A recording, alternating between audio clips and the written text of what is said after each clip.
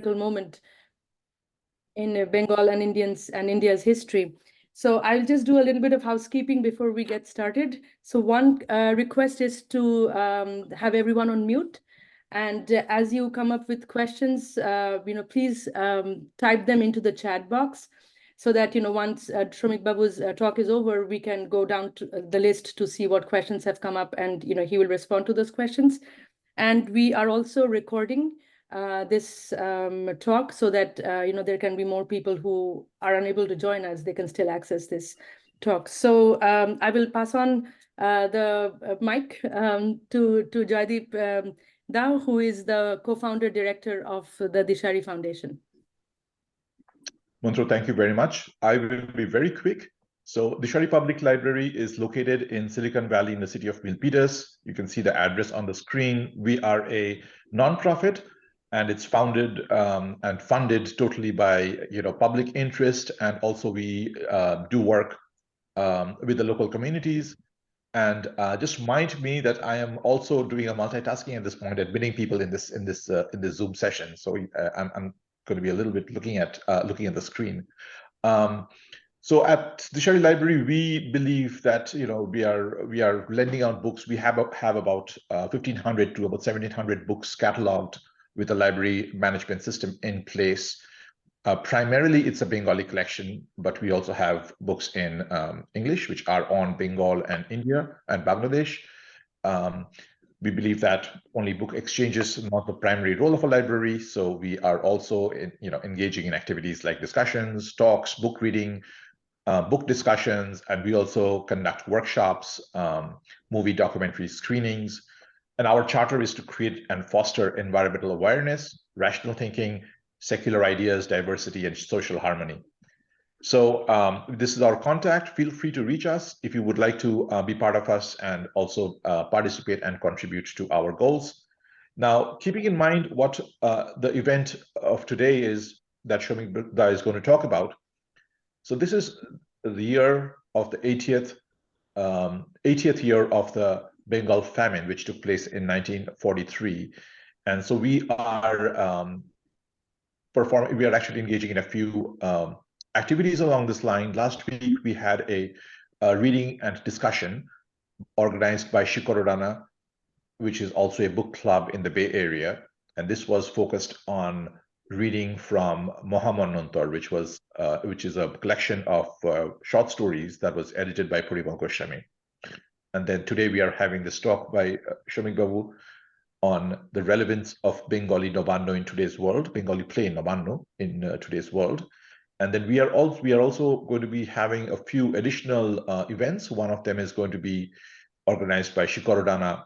Date is to be decided. That will be on reading the book Bijan Bhattacharya's Nabanno itself. So it will be like a book reading session. And there will be a few more events, especially a lot of research has been done in this area.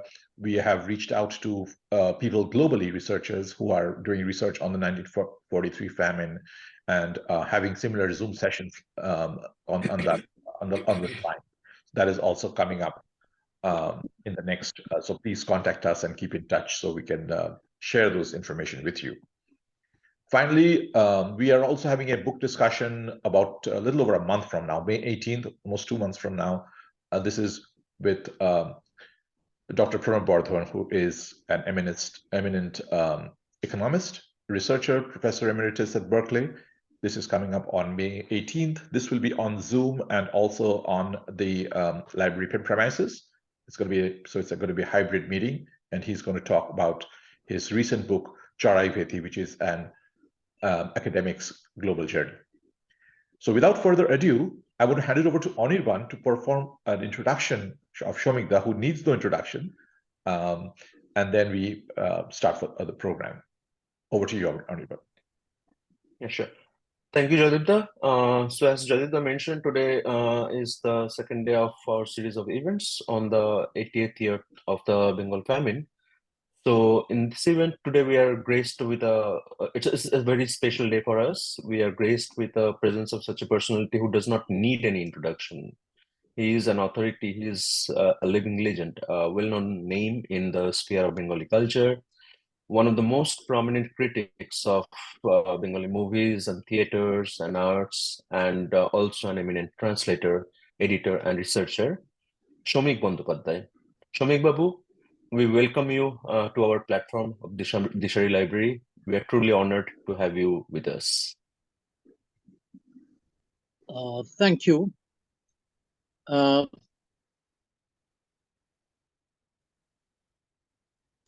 What have decided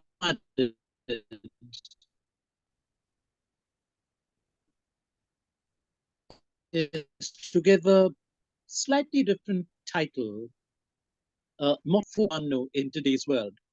I'd retitle the talk and put it like this to give it a focus. I'll call it Care, Politics, and Performance.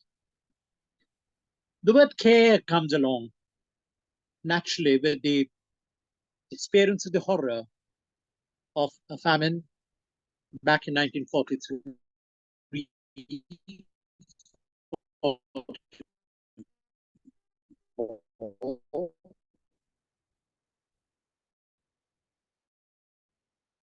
2 years, which left, according to records, the actual figure. But more than the famine, more than the fact of the famine, the way the famine was addressed, and addressed for the first time in theatre, at least in our part of the country. There may be instances elsewhere in the world, of course, but focusing on a famine and presenting it on the stage.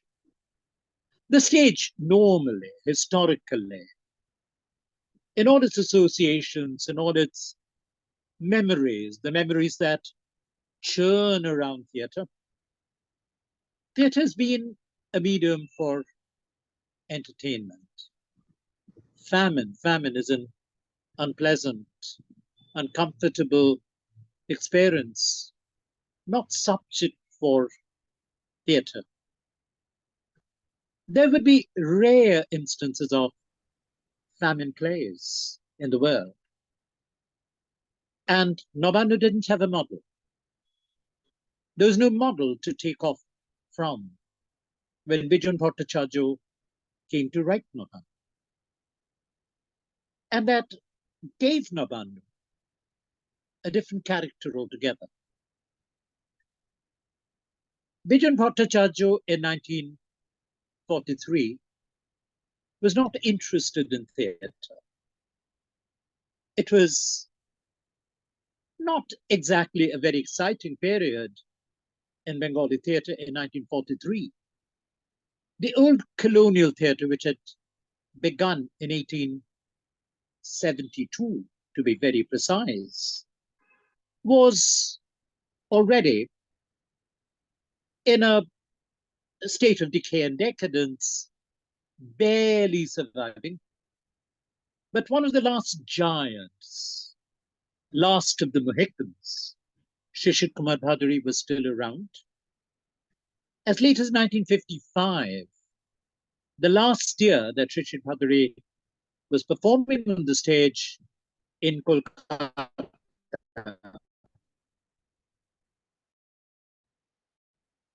I watched him perform and he passed away.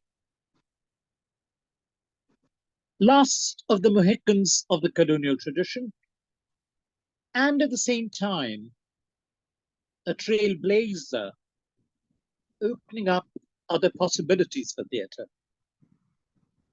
Turning theatre not so much into a platform for performance, for showing off histrionics, but exploring the text, exploring the subtle meaning of words, words connecting to words, the situations, isolating situations, and creating drama out of the situations.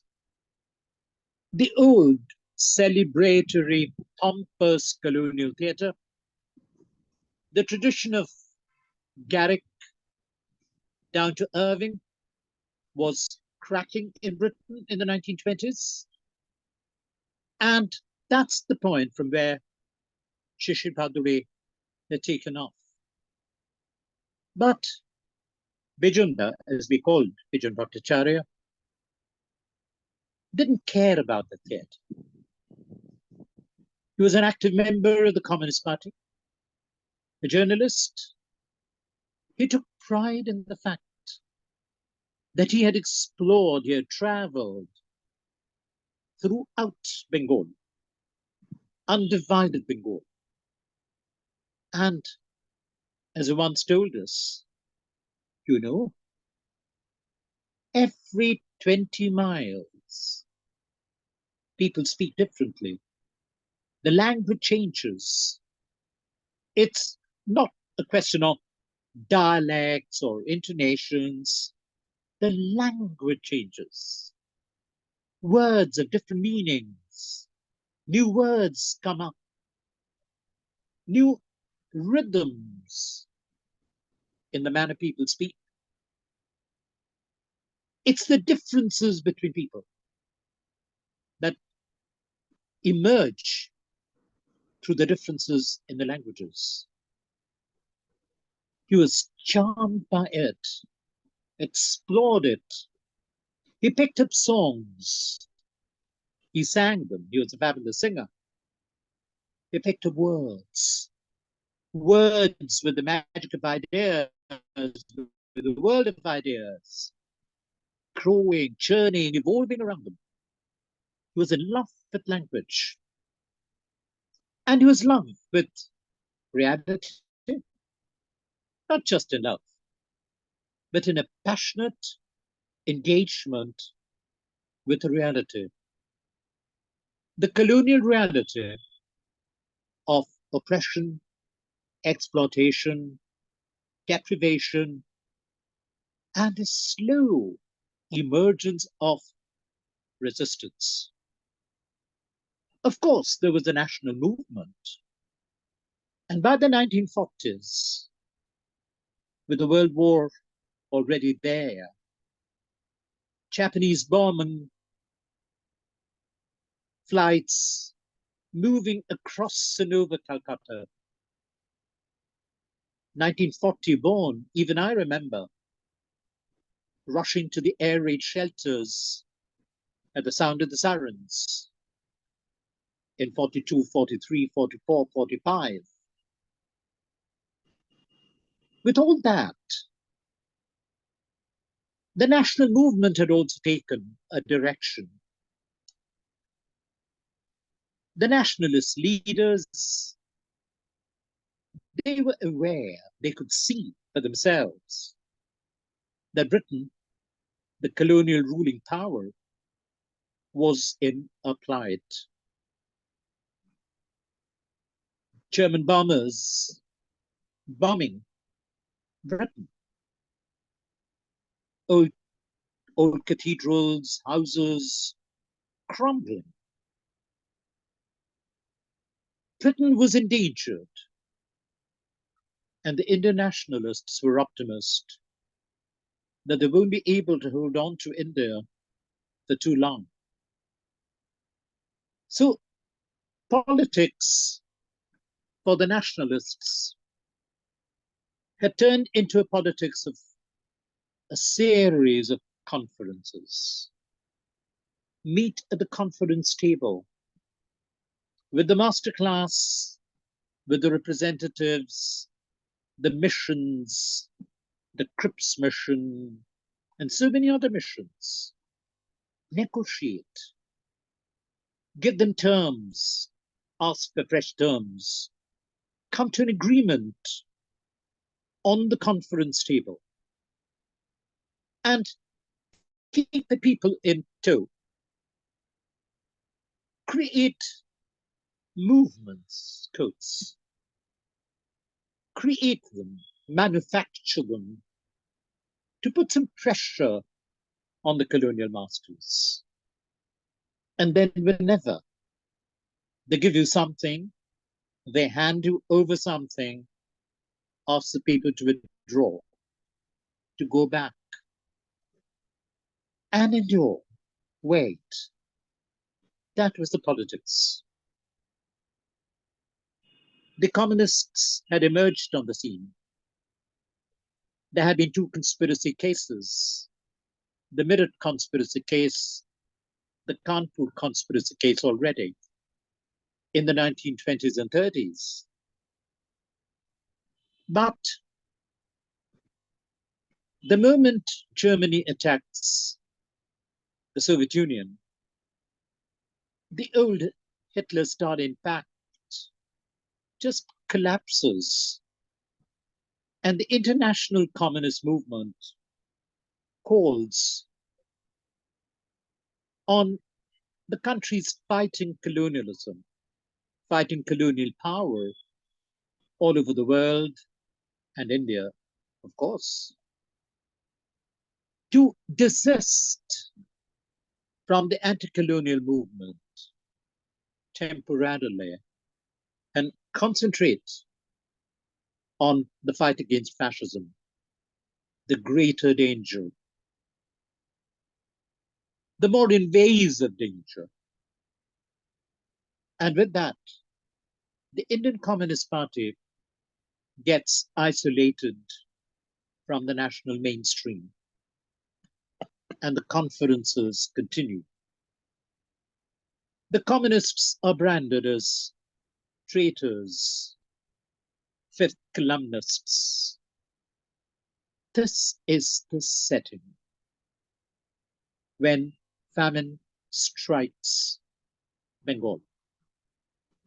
Just a year after, in Bengal, there had been a cleavage in the nationalist movement with bands of terrorists organizing themselves, rising in rebellion against and in defiance of the national policy, the national politics, the national agenda of the Congress.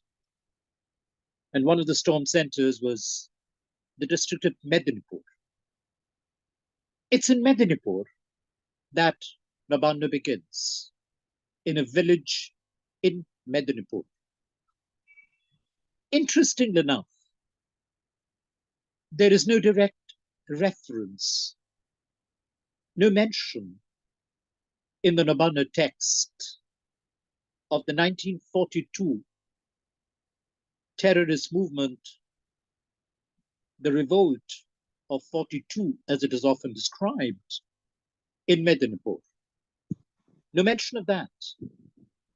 And significantly enough, as you read through the first act, again and again and again, there is a reference to bamboo stalks cracking and the sound of the bamboo stalks cracking again and again and again. These references form part of the state directions. That is a way to cheat the censors.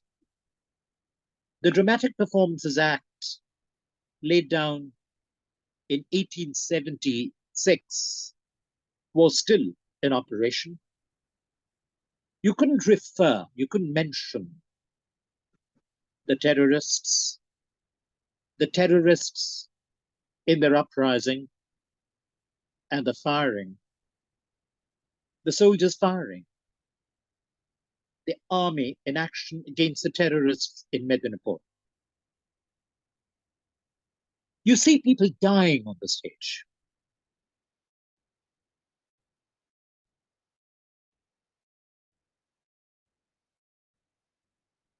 You see bullets hitting. That's on mentions, bullets, gunfire, nothing of the kind. Just cracking bamboo stalks. You see the politics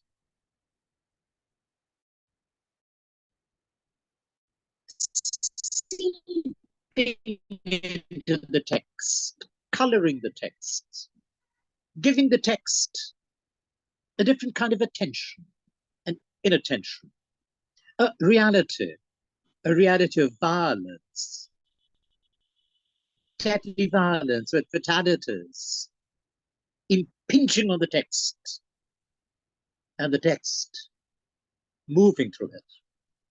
For one of these scenes, in the first production, in October 1944, when Nabanno was first staged, Bijan Bhattacharya insisted that the communist women's leader, Manikuntala Sen, who would later become the deputy leader of the communist group in the first elected state assembly after independence in 1952, to play the role of a historical figure, slightly fictionalized. Matungini Hazra, who was killed in Medinipur, leading a procession in 1942, is given a different name. But the situation is the same.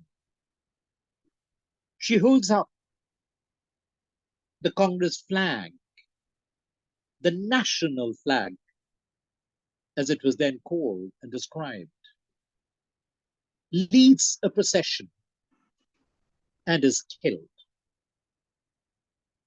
Manikuntala Sen plays the role. She was a busy leader, and the times were busy times politically. She had to rush from meeting to meeting, addressing rallies, an inspiring speaker, a wonderful speaker. The first time Bijan Bhattacharya approached her, she said, "That's not my job. I'm no actress." But Bijan wanted Manikuntala to play that role, where politics is turning into performance, but retaining its political iconicity. Matungini, the terrorist leader of 1942, and Manikuntala, the communist leader of 1944, they become one on stage. And the audience sees Manikuntala in Matangini and Matangini in Manikuntala.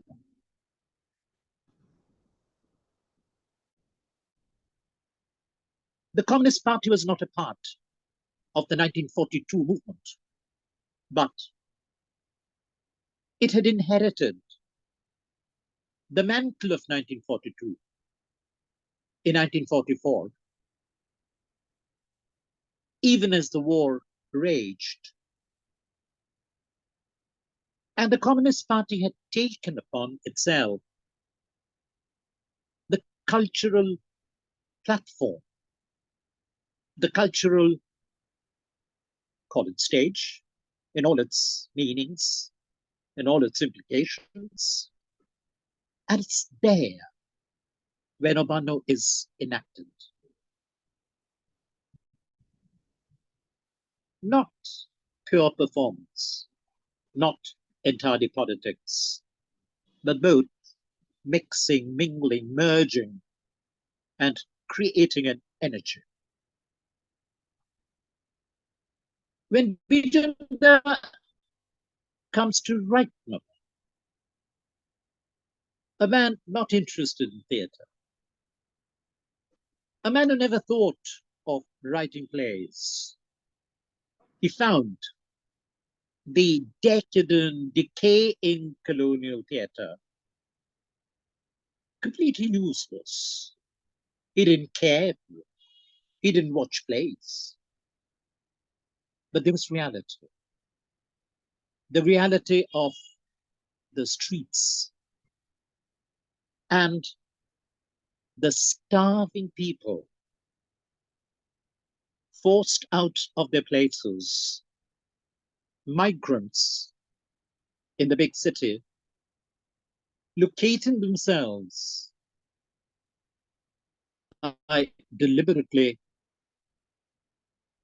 do not use the word shelter.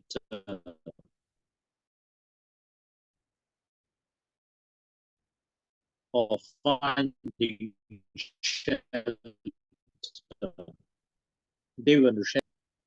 Pigeon recalls, as a journalist, he had to walk a short distance to the tram route from his place. And he had to pass a small park where some of these migrant settlers from the villages had just come to stay and live. Pijunda told me, describing, recalling that daily walk as he passed the park. He told me, I never had the guts. I never had the courage. I never had the heart to look at them. The shame of it all, that they were there, barely surviving, facing death, dying before our eyes. And we citizens carried on. How could we? And how few we were who felt, who cared, who experienced the shame of the horror. He told me, I never looked at them. I never looked up. Whenever I passed the park every morning, I kept my eyes glued on the pavement on which I walked, right up to the tram line, every day. But one day, there was something different. As he passed, you could hear a couple speaking. And they were not lamenting. They were not talking of their plight. They were talking of the great fun, the great festivities they had the year before, after the new harvest had been cut and stored and stacked and they celebrated, and one teased another, and how one was fooled. They talked, they remembered, they laughed. Pigeon found it so strange and read in it, felt in it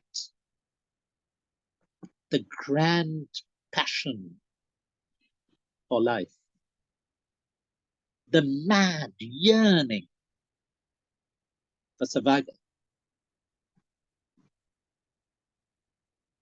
3 days later, again passing the same park, he saw a dead body lying there, barely covered by a tattered rag. And in a flash, he thought, because he hadn't looked up and seen the man who was talking the other day, could it be that man? Could be. Just could be. That is the thought.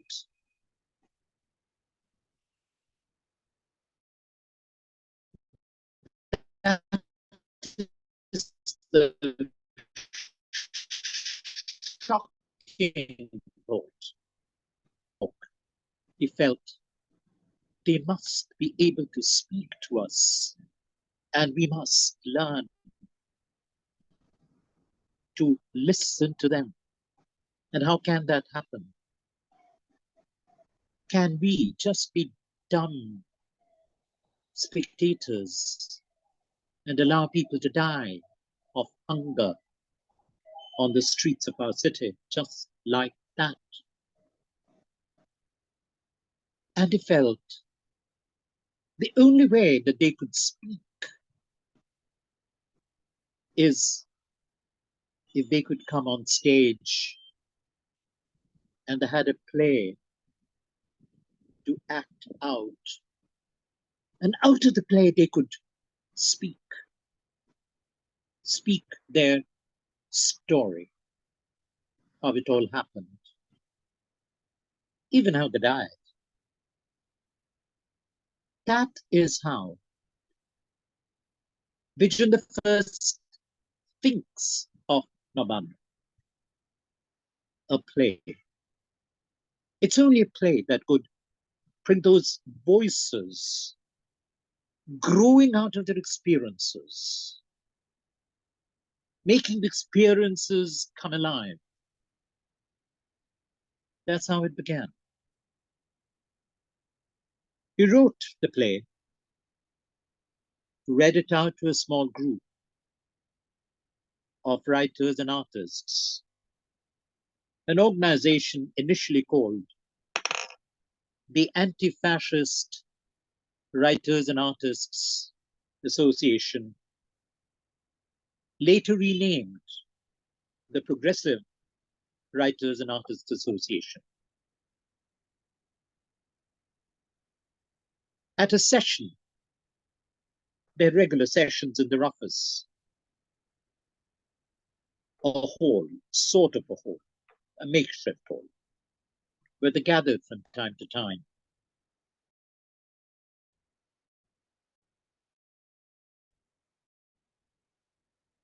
It's there where he first read novelists of the period. One of the makers, I would say, of modern Bengali fiction, Manik Bandyopadhyay, was there. One of the first listeners. Immediately after the reading, he came up to Vijanda and said, "My God, you must have been a peasant for generations." The term he used was, "Apni to mashai jat chasha." The authenticity. That was the product of those years of traveling and years of listening to the voices that he wanted to capture and bring into a play. He needed actors. And he was determined. He told us again and again, whenever he recalled those days, that he would never, never, never choose any of the professional actors, any of the actors who masqueraded on the stage in the old colonial mode, priding themselves on their histrionics. Oh no, never. He sought actors from among his friends, relations, and one of the first actresses he picked up was a close relation, a niece, Tripti Bhaduri, later on Tripti Mitro, after she married Shambhu Mitro. I had the privilege of talking to Triptadi.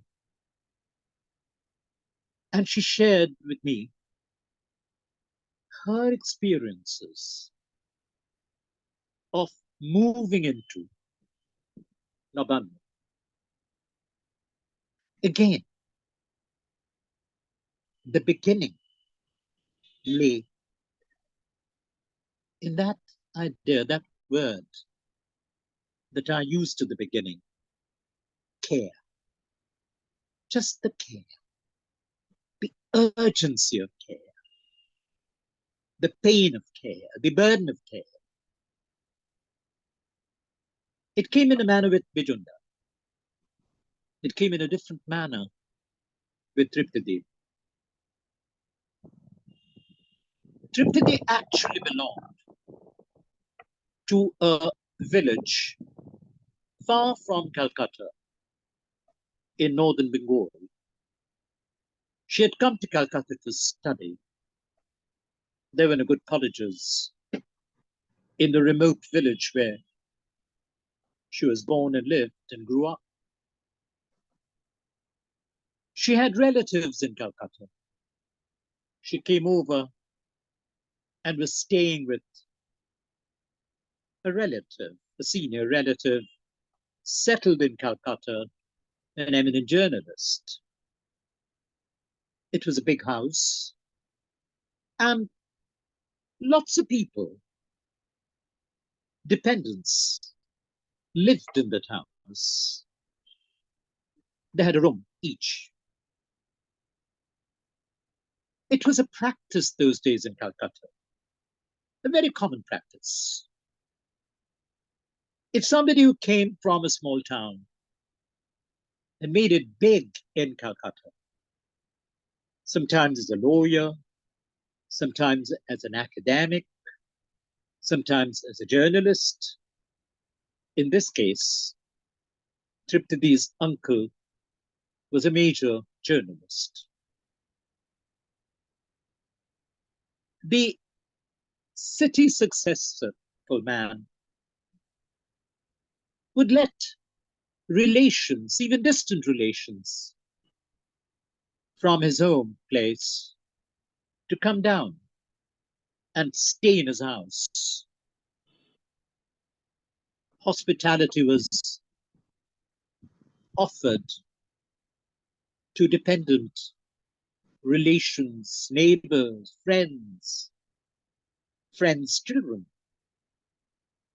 Triptadi was one of these dependents.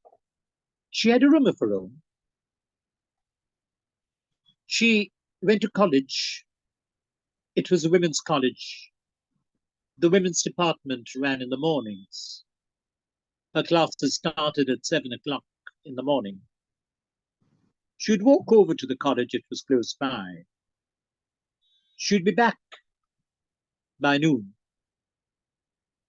Time for the lunch being prepared in the house for all the people living there. There were more than 20 people living there at the time. The main family and the dependents. Triptadi one of them. And as she waited for the lunch to be ready, she stood on a veranda looking over onto the street before the house. And just on the other side of the street, there was a little opening, and she had the same experience that Bijunda had. Those migrant settlers in that open patch, no longer green, grayed over with these migrants, starving migrants. And as she watched, she noticed something else, not exactly what Bijunda had seen, but a different variation. As the rice was being cooked, in Triptidi's house, at the end of the cooking, the extra water of the rice would be poured through a pipe to the drain passing before the house. And the settlers on the other side of the road, on that little patch of grey,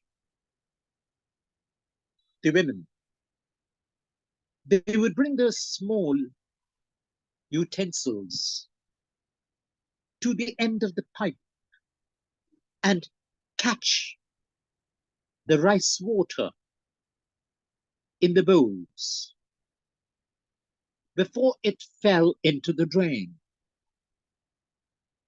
Bring it back and share that, what will you call it? Let's call it gruel, with their children. The men were out, begging, looking for food elsewhere.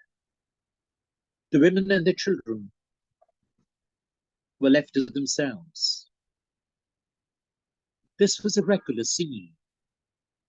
But one day, there was a difference. As Triptidi stood there, a woman came over rushing with a bowl, caught the water, the gruel in her bowl, went back to the other side. 3 little children rushed up to her, clasped her. She pushed them away brutally. They literally fell on the ground. The mother held the bowl to her mouth and drank it savagely. The children didn't cry. They just looked from the distance, stunned into silence, just stunned. And by the time the woman realized, the hungry woman, the starving woman, by the time she realized what she had done, she also realized that the bowl was empty. She called the children up. They came up. They clasped her. She broke into tears as she held them together. But they didn't cry. There was another memory that Triptidi shared with me. She had joined the Communist Students' Organization by then, and the women students raised funds, collected rice, picked up some vegetables from the market. They still had money they could afford. They raised funds, they collected funds, and they fed a group of about 30 people in a camp every day around 2 o'clock. And Triptidi would be there after she had had her lunch. She would rush to the camp, do the cooking, serve that mix of some rice, some vegetables, and water to a group of 30 women sitting in a circle every day. But again, there was the different day when, as she was serving the gruel and they had their bowls ready holding the bowls. One by one, she was serving from a bucket. And she suddenly felt a strange look in one of the faces. Something strange.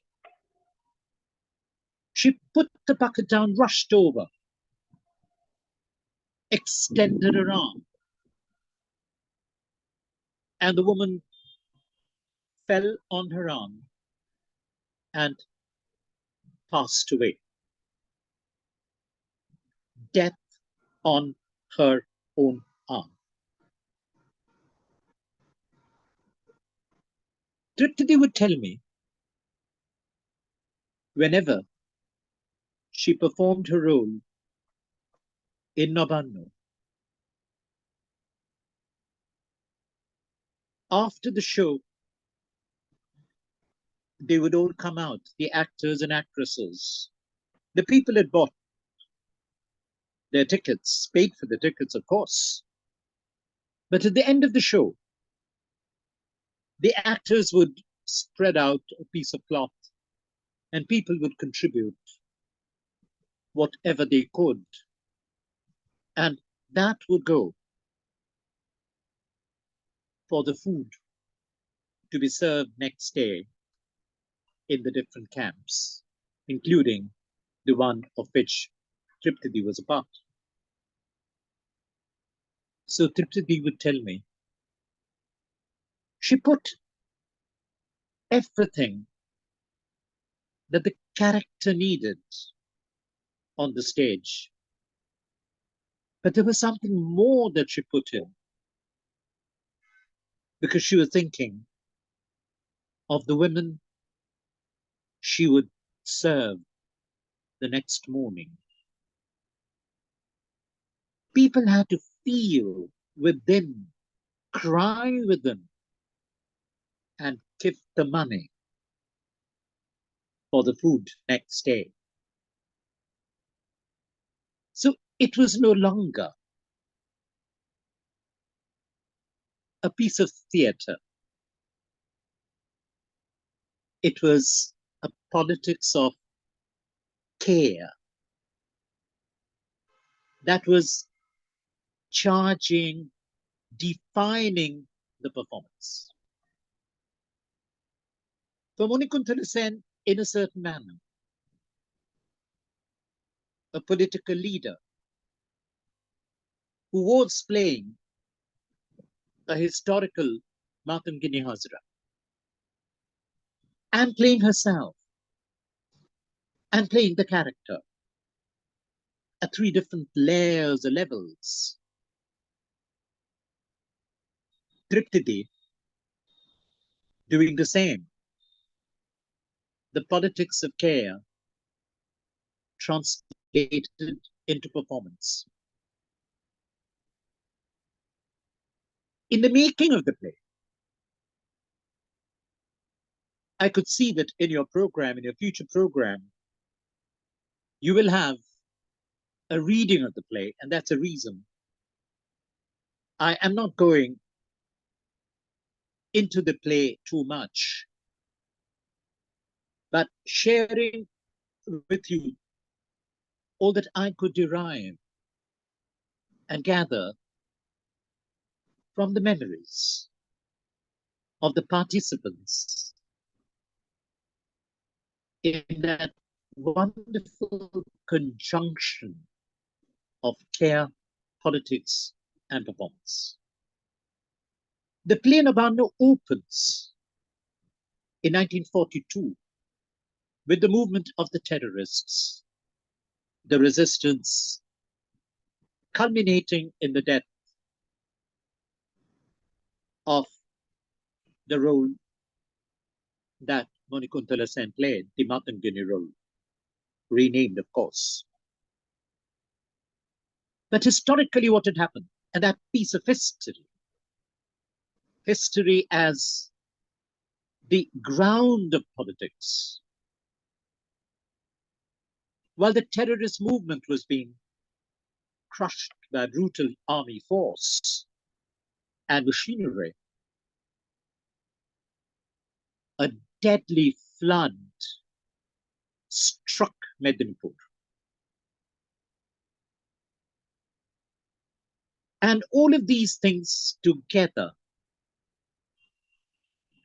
the British authorities storing the grain, gathering and storing the grain, denying the people their food to feed their soldiers in the continuing war. The devastation, forcing people to sell away their land and migrate. They're coming over to the city.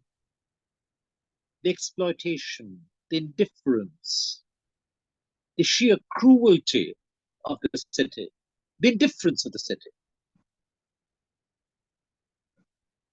And then the black marketeers, the police helping the hoarders, the manipulation of prices, that entire operation, the economy of the famine is exposed in all its rawness.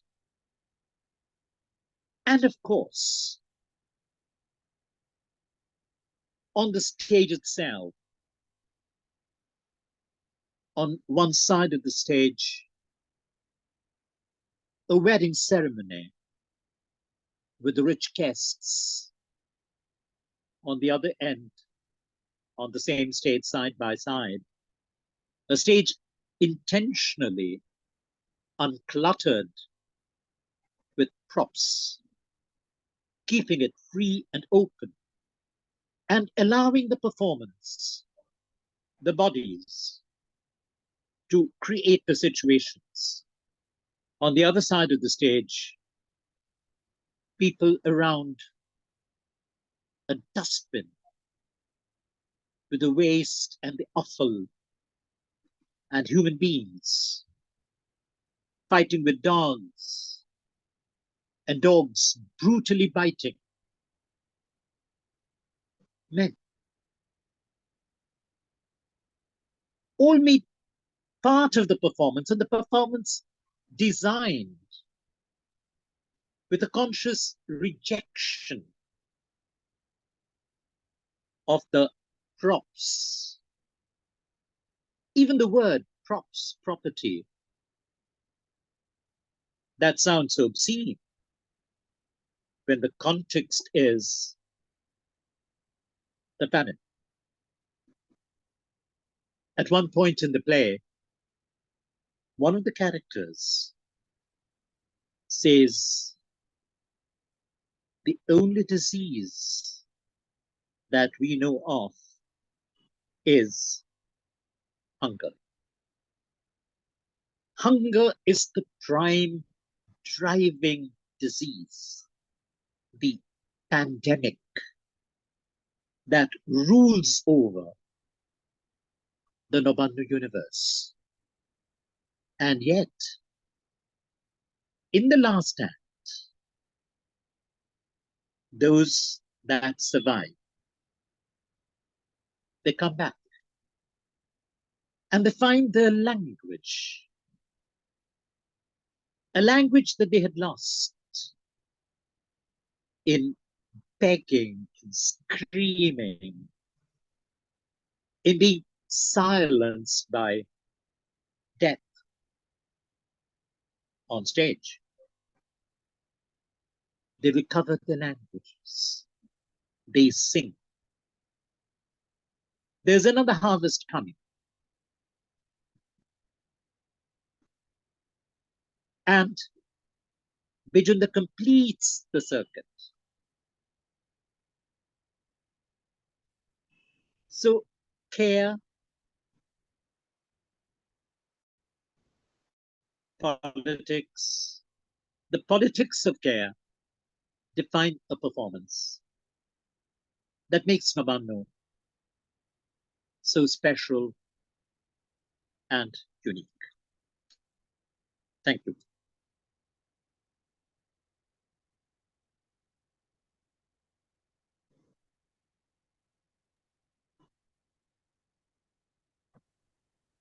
Well, thank you very much, Shami Babu, for this.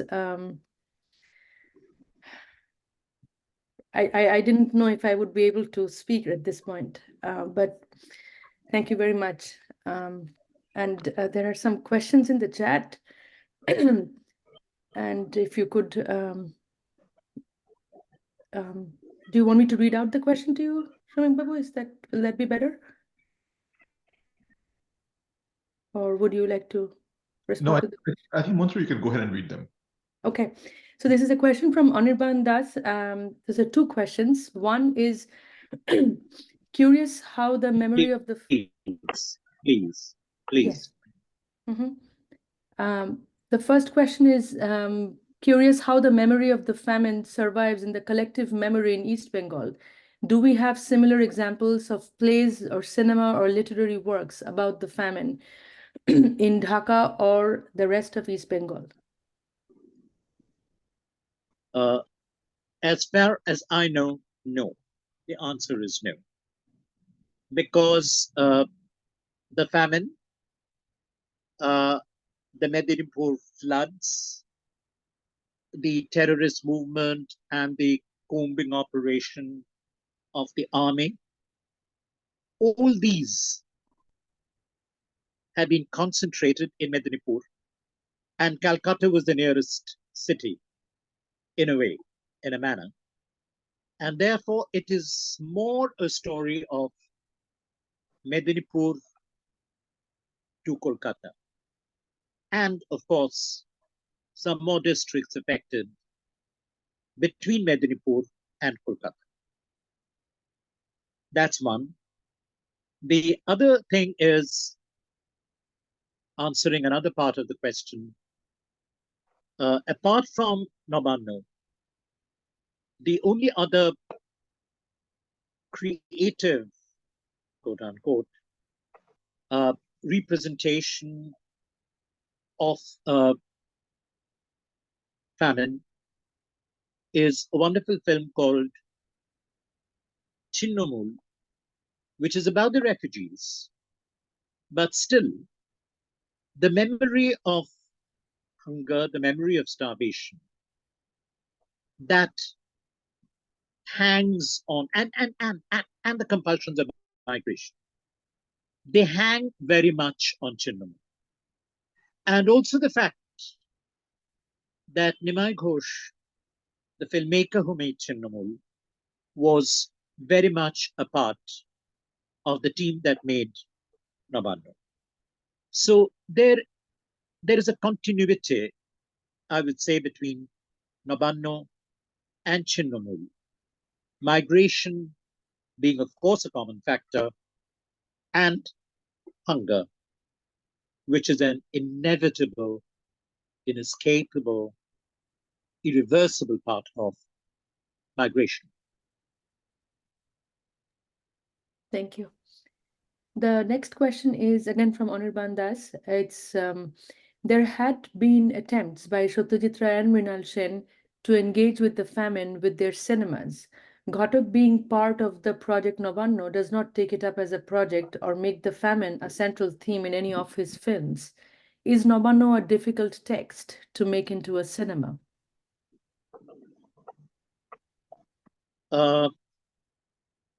Okay. I'll answer this question at two different levels. Let's also be clear on a fact. I think it should be noted.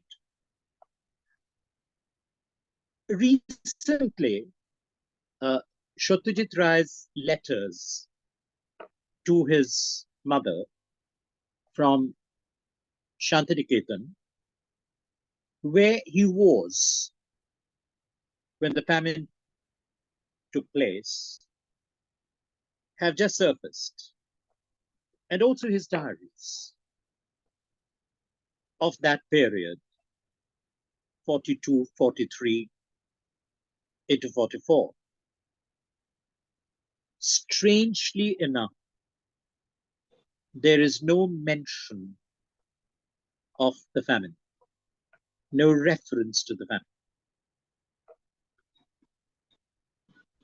There would be lots of writings, a lot of literature produced in the 40s, which doesn't refer to the famine. So when you talk of collective memory, the famine is forgotten. The famine has not been part of collective memory.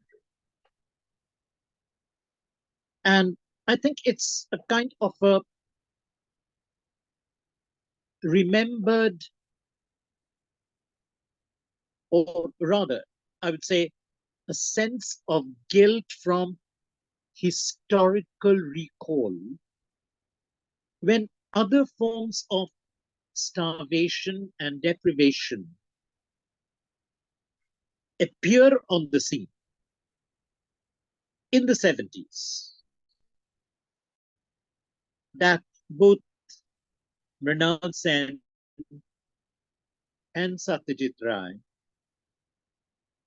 bring in the theme of famine and address famine as an issue. But all those years in Bengali cinema or in Bengali theatre, the famine had never been an issue. Too uncomfortable, too disturbing, and therefore marginalized. So I was very interested when you asked me to speak from Dishari, and you asked me about the relevance of Nabanno. Maybe I think a new relevance is emerging with the massive migrations all over the world and hunger, which is an inseparable part of migration. That surfaces, and starvation and famine become as memories. A new collective memory recalls, grows, reaches out to old famines, to the fact of starvation, and side by side, in different countries, the warring countries, even non-warring countries, who are involved in different ways, maybe not very directly, but in shady military deals, economic deals with the wars, and responsible for the migrations. For them, in those countries, from the end of the state, there is a conscious denial of the fact of starvation, of the fact of hunger. Several countries going down the hunger index, at the same time declaring to the world, everything is fine, people are happy. So erasing the fact of hunger, denying the fact of hunger, that is again a new politics. In a war-torn, war-vitiated world. So readdressing famine, recalling famine, performing famine as a politics of care becomes relevant.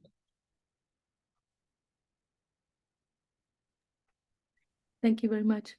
I'll move on to the next question. This is from Ahona Panda. And she says, this is such an incredibly profound and rich talk. Thank you, sir. I had a question about the Anti-Fascist Writers and Artists Association.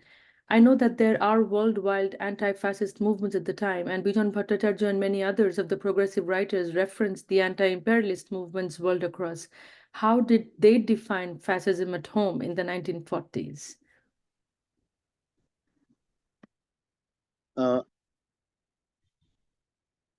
In the 1940s, fascism, and there is a lot of literary material produced in this period on fascism. I would say there were two different levels or two different areas. One was a straightforward reiteration of fascism in practice in Germany, Italy, and Spain. A lot of material was translated into Bangla and circulated widely. Publications, several publications. A lot of these publications have survived and they're available in the libraries. Translations.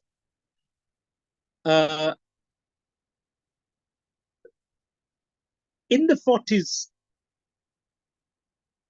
a strange edition, a small size edition of The Fears and Miseries of the Third Reich by Brecht reached Calcutta. I have a copy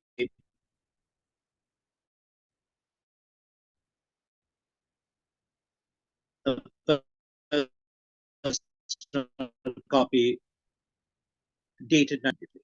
So that was one of fascism. But there was another problem as far as Bengal was concerned at that particular point of time. If you talk of the anti-fascist movement, Subhas Chandra Bose, with his alliance with the Japanese fascists, offered the nationalist imagination in India a possibility. And therefore, the resistance to fascism, anti-fascism, was considerably muted in a way, moved away from the perception, don't talk about fascism, because the fascists may be helpful in getting us rid of the Brits. That sentiment was particularly strong in Bengal. So if we look critically and probingly at the literature,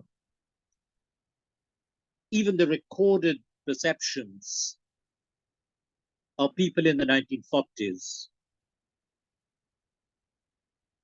there was a kind of an allowance given to fascism.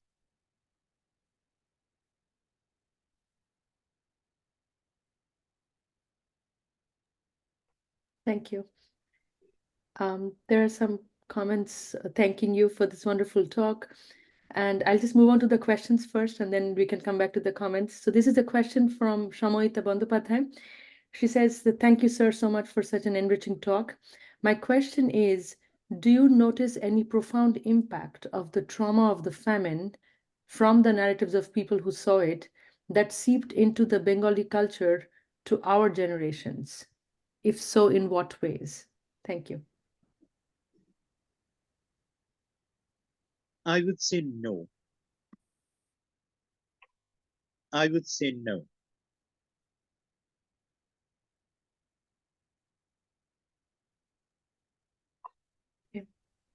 Thank you.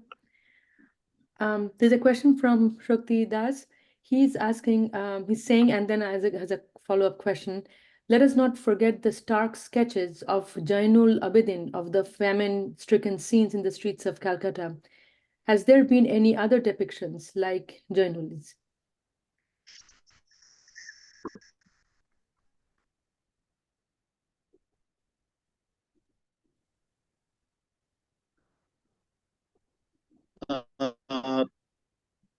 Something that's very interesting is that famine sketches.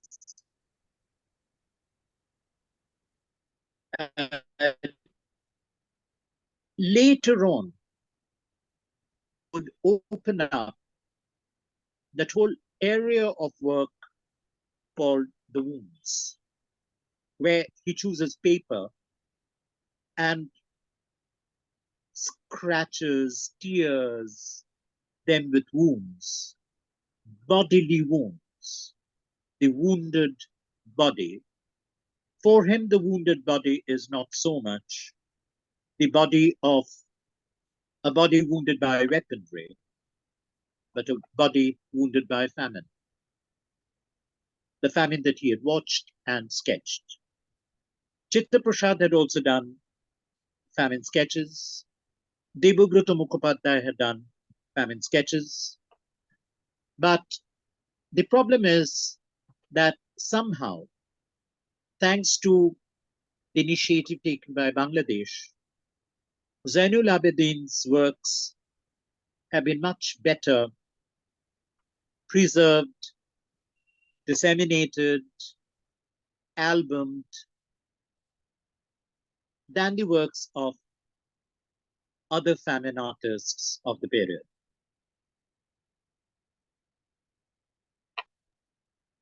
Thank you.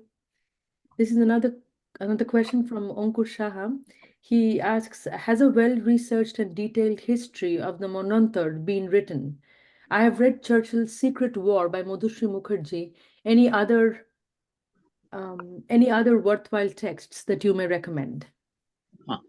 A very important work which I used considerably, because when I edited Nabanno, the book Nabanno, when it was published in the 60s, and it has gone on being reprinted, and I've done several fresh editions.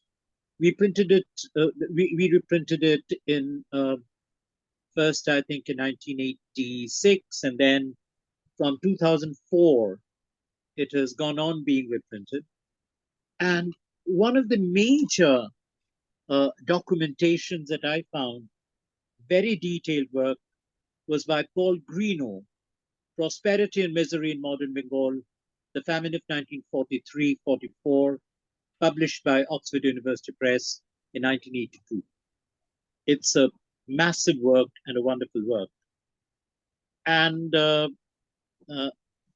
of course, Amartya Sen's Poverty and Famines, an essay on entitlement and deprivation, published by Oxford University Press in 1981.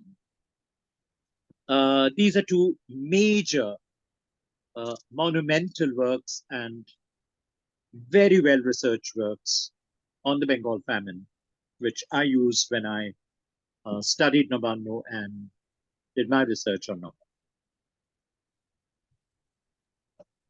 Thank you. Now there's a comment by Ankur Shah. He says, to add to Samik Babu's comment, Sanjay Bhattacharya published a special issue of Purbasha on Hitler. Okay. And has it been reprinted, or I haven't been? I'll try to track it down, and maybe it would be important to have it reprinted. Sure. And Ankur Shah also had a previous comment about the terrorists. He says, the terrorists in Mednipur, we call them freedom fighters. There are statues of them everywhere in the town. But I don't find anything wrong with terrorists. If the state can drive terror, there should be terror against it. I don't find anything wrong or anything obscene about the word terrorists. Terror should be resisted with terror. And I don't dishonor the freedom fighters, but the freedom fighters were, of course, raising terror against terror, fighting terror with terror. What's wrong with it? Mm. Yes.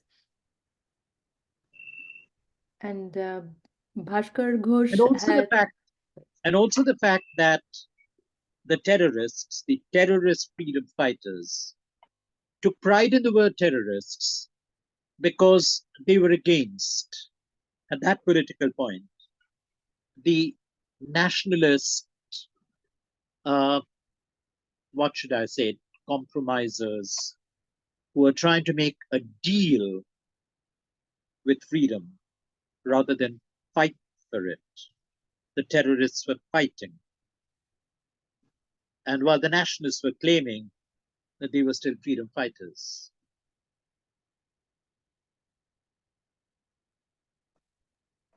great. Thank you. We don't have any more questions as such, some comments, which I think we'll all share among ourselves. Is there, okay, there is another question now, yes. No, this is a thank you note. Okay, so this is from yes, from Mitu Aditi. And she says, thank you for the enriching talk, Shomik Babu. So your answer to Shomoita's question being no, would you take a little time to expand why so? It's depicted historically insignificant. So I think the question she's referring to is, has there been any, has the impact of the trauma of the famine seeped into Bengali culture? And you had said no. And Mitu Adi asks, do you think that, what is the reason behind that? Why hasn't it really created an impact on current generations?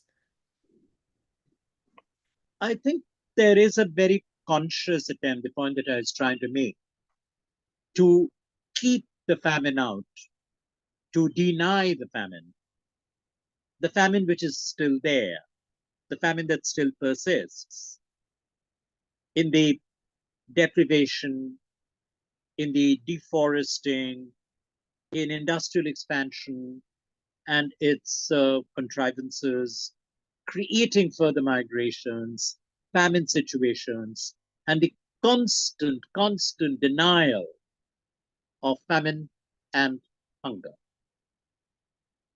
So I acknowledge and accept the need to raise the question of famine, to re-explore the trauma of famine, to bring back Nabanno.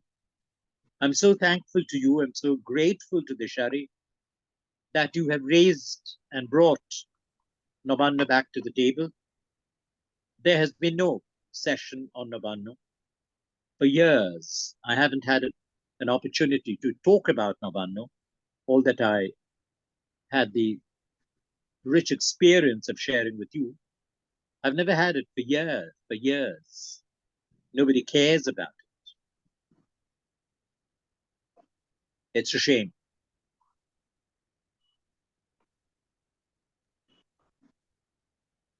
Thank you.